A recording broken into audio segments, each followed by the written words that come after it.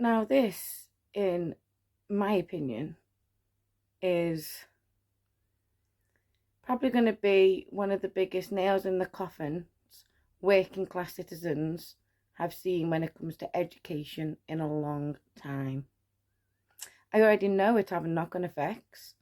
I've spoken to my daughter and son and their friends, and many of them are now dropping out of college because they no longer see the point in continuing with college to progress onto university when they know it's not something that's going to be feasible for them.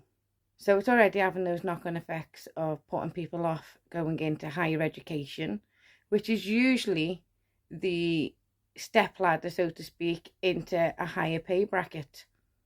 So they're effectively keeping people where they want them in the working class with the working class wages.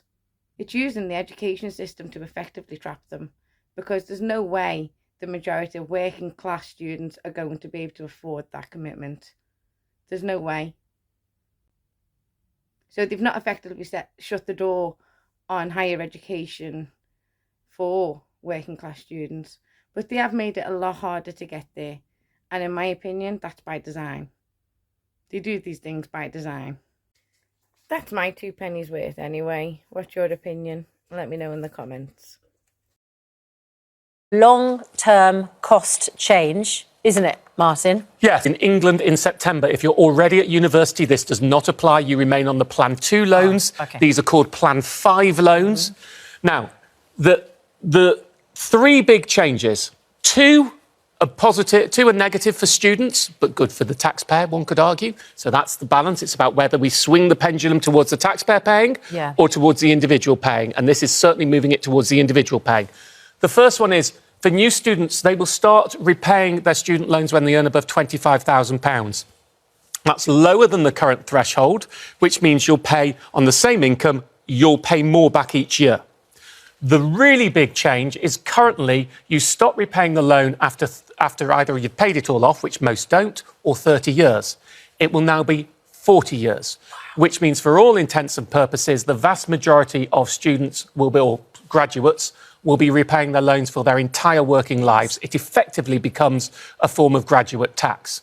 The third change is the interest rate, which is currently above inflation, RPI plus 3%, will be lowered. So it's just inflation, which means in real terms, you don't pay any added interest. I won't bother explaining, that's complicated. But this is the stat that people need to understand. Sorry, glasses needed. Yep. Currently, on the current system, the state pays 44p in the pound and the student pays 56p in the pound on average. Under the new system, the state will pay 19p in the pound and the student or the graduate will pay 81p in the pound on average. Now, on my calculations, what this means is, in truth, many graduates will pay double under the new system what they do under the current system.